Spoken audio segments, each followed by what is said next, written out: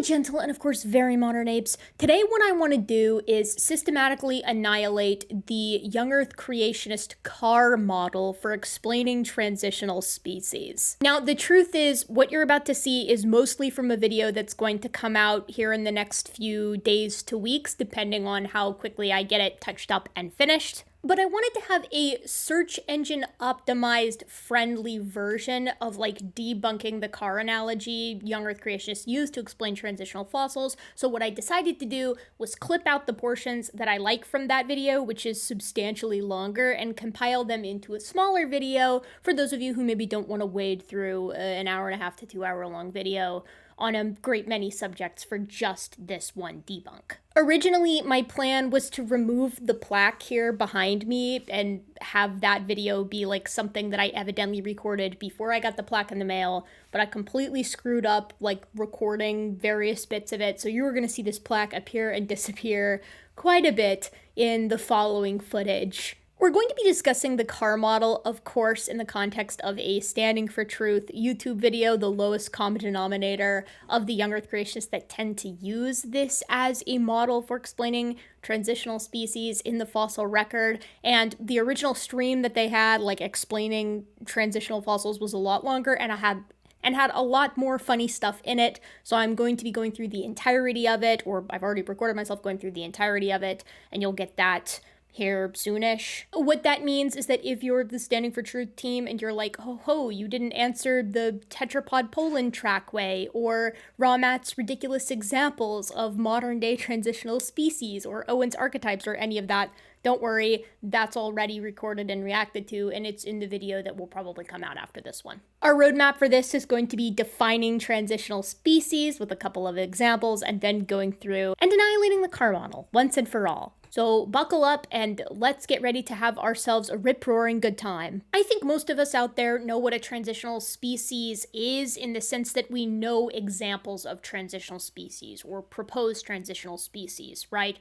Archaeopteryx, Tiktaalik, the Australopiths, these are all classic. But I think we have to define what a transitional species actually is in order to appreciate and understand why they are impossible for young earth creationists to deal with. Overly simplified, a transitional species links an ancestor and a descendant and creates a lineage, an evolutionary lineage. And that transitional species usually occupies midway points of the evolutionary change proposed to have occurred from the ancestor to the descendant. Critically, transitional species do not imply anagenesis, as they might always be a sister group to whatever the true intermediate was. Further, a transitional species can probably better be understood as a species that is a part of a transitional clade. If tetrapods descend from Sarcopterygian fish, then there should exist in the fossil record a species that has some characters of the former and some characters of the latter. Tiktaalik.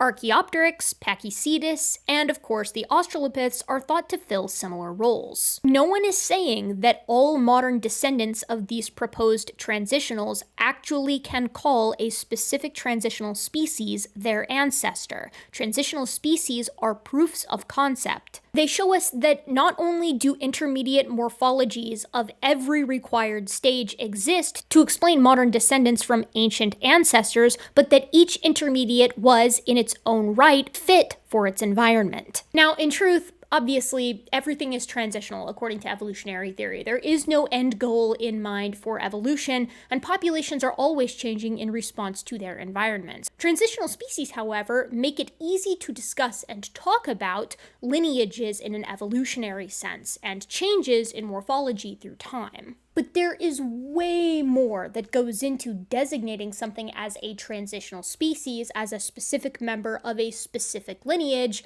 than just that. And this is something that Donnie and Ramat do not understand, and you will see exactly what I mean here shortly. We're going to go over the minutiae of what makes a transitional species, but first, I want to tell you a little bit about one of the most famous evolutionary predictions in paleontology, generally speaking, and that is the discovery of Tiktaalik by paleontologist Neil Shubin. In fact, I've got his book, Your Inner Fish, right here, and his other one, Some Assembly Required, just out of frame. So, Neil Shubin is a paleontologist and geneticist with a bachelor's in biology, 2 master's degrees in biology and evolutionary biology, and a PhD in biology. In 2004, Shubin was obsessing over the transition from sea to land. Already discovered was the sarcopterygian fish Eusthenopteron at 390 million years ago. This animal is already set apart from the other fish of its day, having labyrinthodont teeth, which only the first true tetrapods have, the skull roofing pattern of tetrapods, as well as a distinct proto-fore and hind limb pattern, albeit lacking the metacarpals, metatarsals, and phalanges. Eusthenopteron had gills and was clearly a water-bound animal, like any modern fish might be. 30 million years later, at 360 million years ago, we have Acanthostega. This animal continues the trend of labyrinthodont teeth and has an entirely tetrapod skull. 4 limbs complete with digits are present, although the wrists are still very primitive. It likely clung to plants with its hands. Both gills and lungs are now seen in this critter. So in Eusthenopteron, we have a slightly tetrapody fish, and in Acanthostega, we have a slightly fishy tetrapod. But Neil Shubin wanted to find the organism that linked them together. So, using the morphology of the former and the latter, he hypothesized what a transition between the two of them should theoretically look like. Shubin also knew when this animal would have lived, between 390 and 360 million years ago, perhaps around 375. But where to look? Because the continents have changed much since Devonian, Shubin knew that the species would not be on modern coasts, but on ancient ones. While studying at the University of Chicago, Shubin pored over geology textbooks to find the best guess as to where the ancient Devonian coastlines were today, and settled on Ellesmere Island in the modern Canadian Arctic. After 5 years of searching, his team stumbled across Tiktaalik rossae. Put simply, Tiktaalik is a species that spans the difference between Eusthenopteron and Acanthostega morphologically, carrying the labyrinthodont teeth as a through line. It is found at the exact time and place with the precise morphology predicted if and only if evolutionary theory is true. Tiktaalik, then, is a transitional species, meeting the definition that we described earlier, with the specific and very important addition of a morphologic through line, a synapomorphy. Synapomorphies are traits that are shared by an ancestor through to their descendant, whatever that may be. A synapomorphy, then, should be present in the midway points as well, in the transitionals. Usually, but not always, we consider synapomorphies in the plural sense, so multiple characteristics that together, as a suite, define an ancestor and its descendants. Anything spanning that gap should have all of the synapomorphies that are found in the ancestor.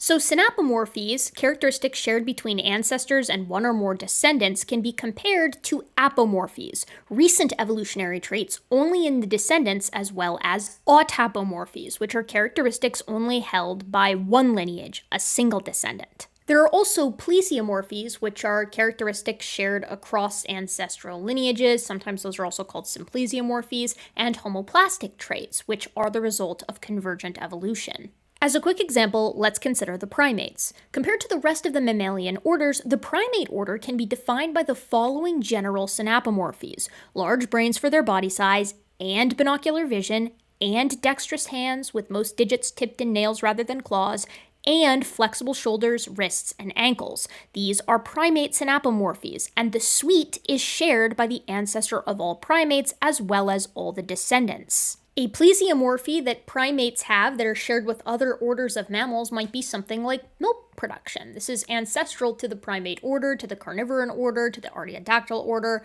all the way to the first mammal. It is an ancestral trait that is carried by many lineages to today. An example of an autapomorphy might be something like modern human speech. This is only found in modern humans.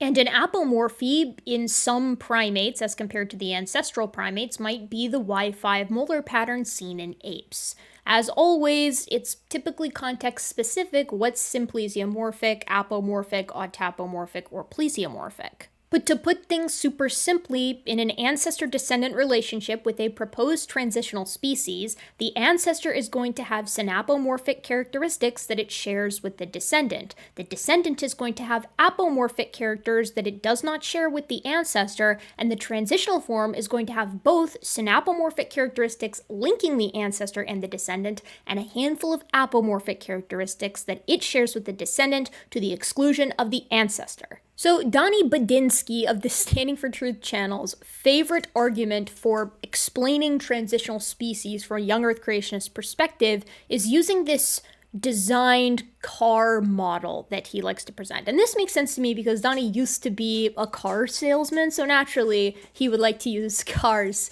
as often as possible. So what we're gonna do so that Donnie doesn't accuse anyone of strawmanning anyone, he's never actually accused me of doing that, or at least he does so very rarely, and I think that's because I put in a lot of legwork to make sure that I understand what young Earth creationists are actually arguing.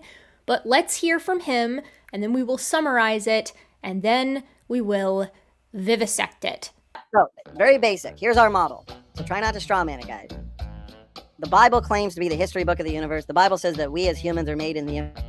And so there must be something about us that reflects the divine. So that video cuts out a little bit, but what Donnie is effectively saying is that humans design things today, and that is a reflection of God. That is a part of being created in the image of God. God designed, and he instilled in humanity the ability to also design.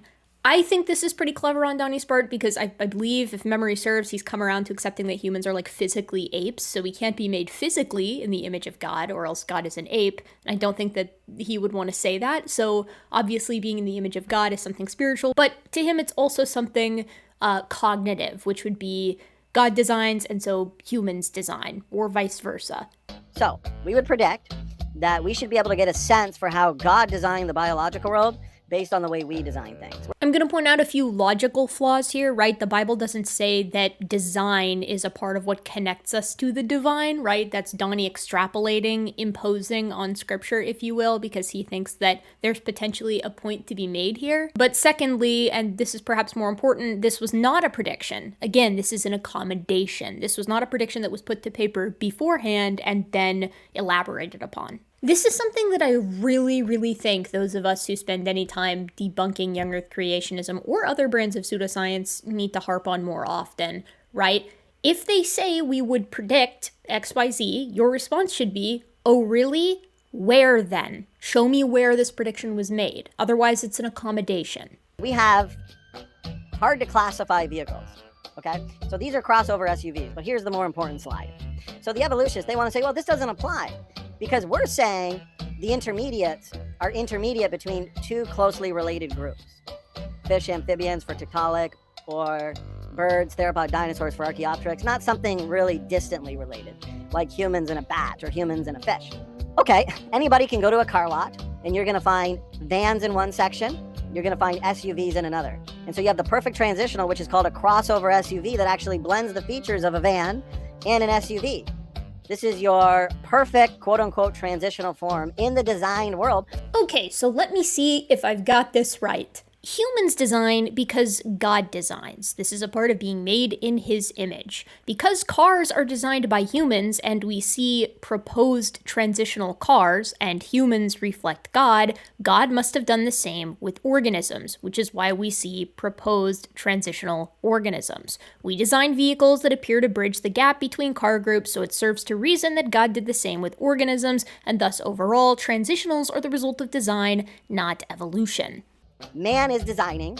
Designs come from a mind. The biological world and the designs associated with the biological world come from the mind of God. And Donnie bolsters this idea by pointing to the fact that proposed transitional species, like Archaeopteryx, are extinct, and so is the 1961 amphicar. The 1961 amphicar. This argument is worthless, and I'm going to explain why so we can collectively start shutting this down right out the gate.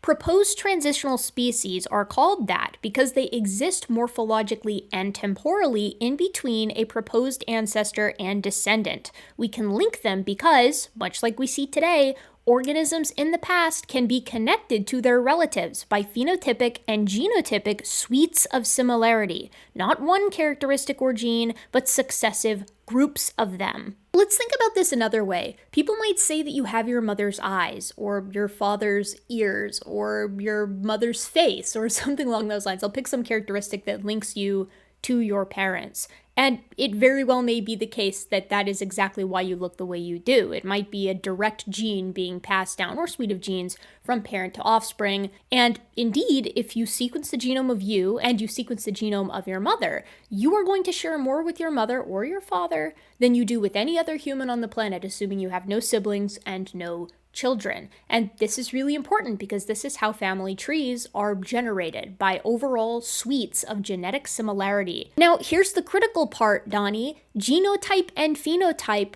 are linked together. What that means is that by and large, at the species level or genus level or family level, the more morphologic characteristics when assessed overall that are shared between two groups of organisms, two species, the more closely related they are. So what I'm saying is this: overall similarity in genome when assessing the whole thing indicates relatedness today within populations and between species. These genomes reflect phenotypes, and so generally speaking, the overall phenotype of an organism when assessed can be compared between groups. And the similarity between those overall phenotypes, the full suite of morphologic characteristics between two given critters, is going to determine how closely related they are today. Extending that exact same logic into the past, we can generate hypotheses as to how closely related groups of organisms are based off of the entire suite of physical characteristics that they have. Suites of physical characteristics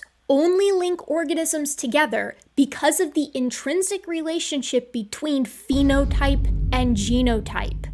And you know what? Young Earth creationists already accept this relationship, at least to the genus level. Because remember, young Earth creationists propose this idea of created kinds, these archetypal groups that change can happen within, but two archetypal groups are not related to one another. So the cat kind and the dog kind and the bear kind are all separate groups, but a whole lot of evolutionary change can happen within those groups. So there's like an archetypal cat that's created, and all modern cats descend from that archetypal cat pair, right? Same thing happens after the cats get off Noah's Ark, after he takes two of every kind of animal to save them from the global flood. So how do creationists actually recognize extinct organisms as being a part of modern groups? For instance, how does Answers in Genesis get away with saying a saber-toothed cat is within the cat kind? Based off of morphologic similarity. That's what I'm saying. They already accept this. They already do this. Now, I want to be clear about something. Obviously, once you get down to the species level, this is going to become a lot more difficult. Genetics is required at a species level to really parse things out. But no one in paleontology is proposing transitional species are literally the link between two groups of organisms. They're proposing that groups link groups. And so, morphology is going to work just fine as a tool to determine relatedness when we're looking at like a genus or a family level for the most part. And here, ladies and gentlemen, my gentle and of course very modern apes, is where the car model falls to pieces. Because it's true, an SUV looks like a transitional species, a merging of the morphologies of a sedan and a van. But it isn't a transitional species between the two of them because we made those cars out of inanimate objects. Cars have no biological through line by which to connect them in ancestor-descendant relationships because cars are not alive, and inanimate objects do not pass down genes. They do not reproduce. Now, later they mock this gripe. They hand wave it away as if it's already been addressed. I don't know because those don't reproduce. Right, there you go. Knockout punch right there. But it hasn't. Because if human design reflects God's design, but creationists simultaneously accept that a lot of morphologic change happens by natural processes, then how do you as a creationist find the line where God's design ends and biology begins? Because guess what? An SUV isn't a transitional species that shows that a van and a sedan are related because no cars are related. Not two sedans, not two vans, and not a sedan and a van through an SUV. Donnie later compares an amphibious assault vehicle to our middle transitional species, as if it's like the ambulocetus smashed between the land-bound Pachycetus and the water-bound Basilosaurus. military amphibious assault vehicle. And guess what? You have a boat, which is representative of a fish, and you have a tank, which is representative of a vehicle for the land. In the same way that you have a fish, okay, and then you also have an amphibian, or a tetrapod, and then you got Tiktaalik right in the middle. So this is built for the transitional environment between sea and land. Now, your military amphibious assault vehicle, Matt, it wouldn't do all that well in just the sea. It wouldn't do all that well in just a land-related environment. But that transitional environment between sea and land, it's perfect for. It's great design. And so this is what the evolutionists do. They take Tiktaalik, right, this famous fishapod, they stick it right in the middle of a fish and a tetrapod. In the same way that I could take this military amphibious assault vehicle and stick it right in between a boat and a tank. Matt, let me ask you, does this mean that the tank essentially came from the military amphibious assault vehicle and the military amphibious assault vehicle evolved from the boat? The amphibious assault vehicle clearly doesn't link the car and the ship in an ancestor-descendant relationship and was obviously independently designed for its intermediate niche, just as the car was for its environment or the ship was for its environment. But Donnie, the 1953 Corvette and the 1954 Corvette aren't related either, even though they are almost identical. So by this argument, neither are a lion and a tiger using the creationist car model. And so this is confirmation of the design hypothesis that I've laid out. It's consistent.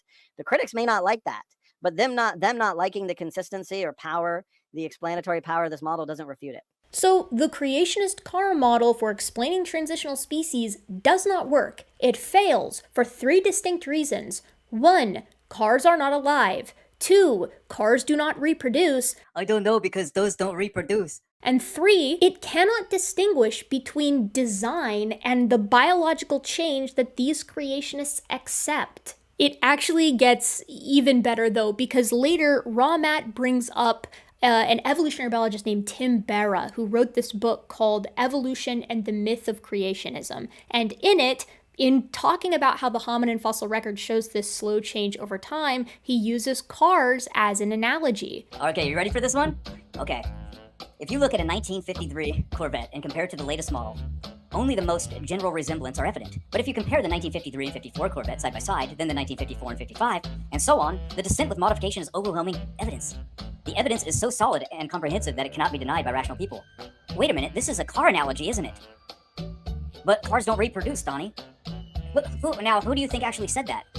Don't tell me that's an evolutionist who said that. Oh, it's an evolutionist that uses this argument first. Oh no! So it's good enough for them, but not good enough when we say it. Oh no! Darn! Why did that have to happen? But the critical difference here, and I am not at all surprised that Ramat didn't catch this, is that Berra is using the cars to make an analogy to evolution. Car design changes slowly over time due to a very specific selection pressure, what we like, so we reproduce them, putting them through a selective filter to best fit our needs and our environment. But Donnie isn't using cars to make an analogy, he's using their design status and their variety as a literal model for how God designed the biological world. And here's the craziest part. If God designs organisms like we design cars, and we take a step back and look at how car design has changed over time, do you know what that looks like? It looks like evolution. And this is something that Berra noted in the book that Ramat tries to use against him. What is absolutely insane to me, what really just dials this up to 11 in a way that I couldn't have even comprehended of, is that Ramat and Donnie, in musing about what if cars could reproduce, then what would it look like? They accidentally just rediscover evolution. But we're so behind the infinite mind of God. So he actually designed his creatures with the ability to reproduce and to replicate. Imagine in the future, 1,000 years from now, man invents modes of transportation that can replicate. So they build one basic model, right? One basic car. And then from there, they just hit a button and it just replicates itself. Donnie accidentally making the theistic evolutionist argument for them by saying God creates an archetypal life form, the first life form, and all other life forms are adaptations on that theme. Whoopsie.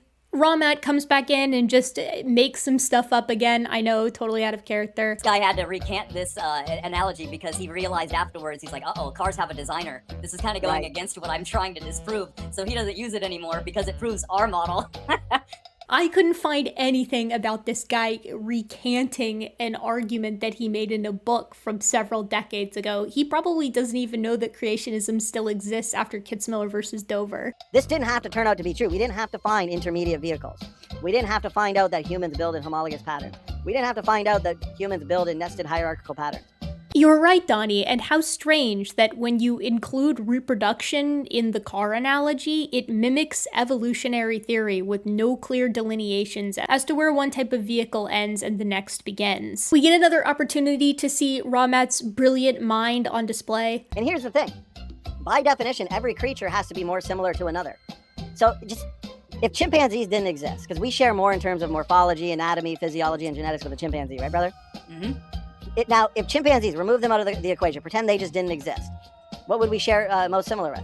Anteater. That's what homology-wise, I think we were next to an anteater until they discovered the primates. Literally none of that is true. Like, not a single bit of that is true at all. I'm sorry. Like, how do you even go about systematically taking apart a claim that's just so blatantly untrue as that? It would be like me saying, hey, Ramat, did you know that people used to think that the sun was pushed across the sky by a giant invisible elephant that no one could see? It's like, no one ever thought that. But how would you go about disproving it, you know? But Donnie sums everything up for us quite nicely at the end here. Let's hear what he has to say. So again, the points that they point out, they may be fair at first. Then you do some digging based on that starting point. And we get an answer. It's a testable prediction. I think that's an ironically appropriate way to end this little segment, this little car model deconstruction here, right? With noting that at first, the car model seems to have some validity. It seems to make sense, at least from a logical perspective, right? But you think about it for more than 5 seconds and it, like every other young earth creationist idea, falls to pieces. So, my gentle and of course very modern apes, the full video that most of these little bits, these little clips came from will be released probably in a week, let's say, so that I can give myself some breathing room here. I hope you enjoyed it. I hope you'll enjoy the next video, and I hope you now feel well equipped to absolutely annihilate, nuke from orbit, the argument that transitional species are explained by this car model that you typically see from the likes of Nathaniel Jeanson and parroted from layman creationists like the Standing for Truth channel. If you like what I do here, please consider liking, commenting, and subscribing. This is the free way to support Gutsick Gibbon as a channel, and if you want to do more, you can always join my Patreon. Patrons get sometimes early access to videos, and they get their names at the end of every video. And in the meantime, my gentle and of course very modern apes, I do hope to see you real soon next time.